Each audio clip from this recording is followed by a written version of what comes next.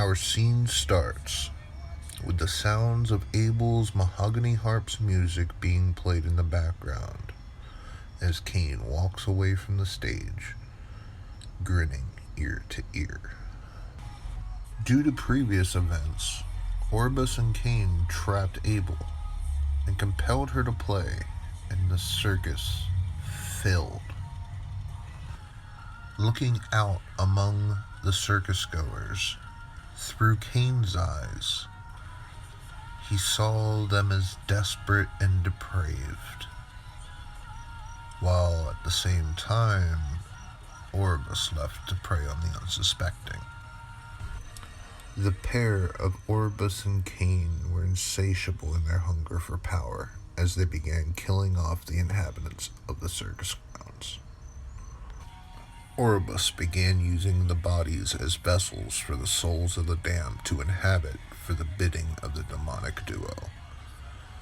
All the while, Cain watched on as he felt the garnet ring surge with the power from the imbuing of it with the souls of the dead. Abel found herself sat at her harp while she felt compelled to continue to play by what she could only guess was Cain's ring. Her fingers bled as her playing continued, her blood running down the strings of her mahogany harp. Abel could feel her inhibitions being controlled, yet she could still think and plan. She contemplated her options and started to focus her energies to try to find a way that people could help her.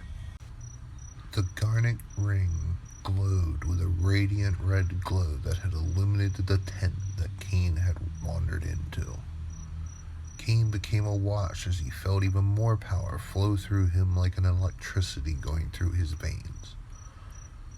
Cain would walk out of the tent to see a group of his underlings attack an innocent circus goer as a sadistic smile appeared on Cain's face as he was bemused by the sights. Eventually, Cain found his way to the outskirts of the circus grounds. When he walked around rubbing his hands together thinking of his heart's desire, Cain then said aloud as he raised his hand in the air, "Teleport our dear circus to new cities at random every 24 hours to keep the pigs at bay, and it will give us fresh meat." Cain's ring's red stone burned with a familiar illuminating light, and a field appeared around the circus, splitting some of the circus goers in half as the ring teleported them to a new destination.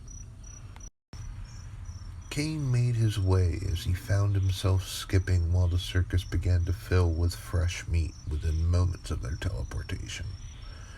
Abel's heart became a hypnotic whisper beckoning the circus goers. Cain was full of joy while he continued to prey on the innocent, while Orbus started to become a bit picky as it came to his food preference. Eventually, Orbus had stalked a young man that fit his preference, a bit of a bully and a dick. Orbus could smell the young man's arrogance and began to follow the young man into the funhouse. Orbus used his shape-shifting to mess with the young man's mind till he was crying on the floor in a fetal position. The young man, through his tears, started to hear a dull thud of heavy footsteps as he began to panic. Through the darkness, the panicked young man saw a hose-like object approaching him as he backed up against a mirror. Before the young man realized his dire situation, that hose-like object, that was actually Orbus' snake. It attacked the young man, and in the end, swallowed him whole. This day was filled with debauchery and depravity that would make the devil himself smile with glee. Once they were satiated, Cain and Orbus would meet and start to plan things out for their future. "So what do you think we should be doing going forward?" Cain asked. The duo would banter back and forth as they furthered the earlier question till they had reached a point that could only be described as wishful thinking. Good thing they had the ability to produce wishes. Cain brought up to Oribus about how he had the idea of creating a Colosseum, which they rattled on about. Though Cain thought that the Roman style was a bit unimaginative compared to what he had thought of, as a more modernized and brutal adaptation. They pushed the idea around even more, trying to figure out who would be the victims. The pair decided the circus goers would have to do as they both laughed in jest. Oribus asked, "But who should they fight in a Colosseum, Cain?" Cain replied, "Maybe we can find a way to get help from Abel. But besides that, the ring's the only other way I know of." Oribus replied, "I might have an idea about that. Let's just say, I have dabbled in disrupting angel communications." The duo made their way to Jophiel on the stage as Oribus began to hover over the angel. Oribus leaned down beside Jophiel, or Abel, whomever sat in the chair, as he inserted a needle into the temple of the angel. Oribus started to turn the needle as Abel continued to play the harp as if nothing was going on. Oribus searched for the right spot, even causing Abel to start to scream, though when he found it, she went silent. Oribus said, "She is ready." Cain replied, "I want you to change your parameters, Jophiel. I am looking for champions for a Colosseum." Oribus stated, "Now we wait and see what happens and hope it works. Otherwise, you might need to use the ring's power." Cain would reply, "Let's call it gut instinct, but I have a feeling that things are going our way."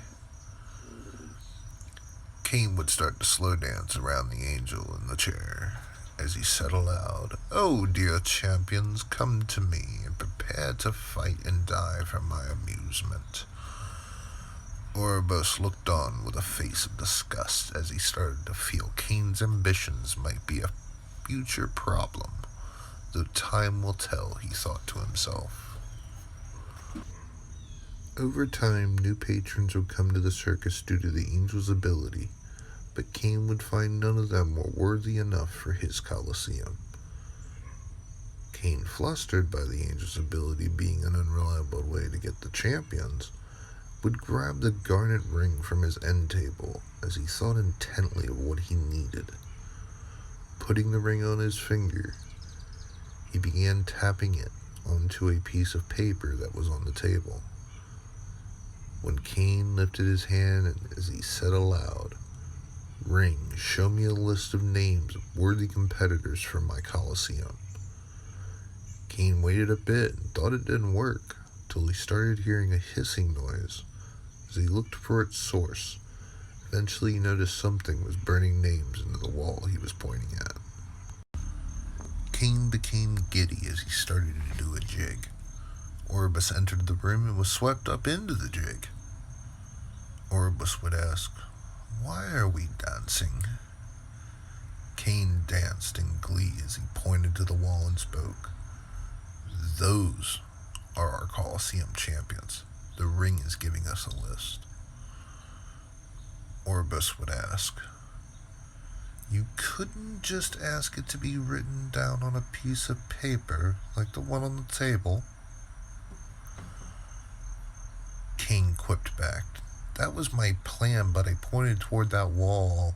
The ring is still kind of a learning process." Oribus told Cain, "Well, let's get this written down. Tune Abel and start to find them."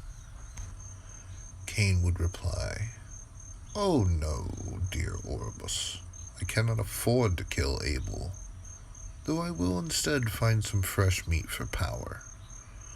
Cain continued, "Then I will start to use the ring to draw in our champions. and I will instead...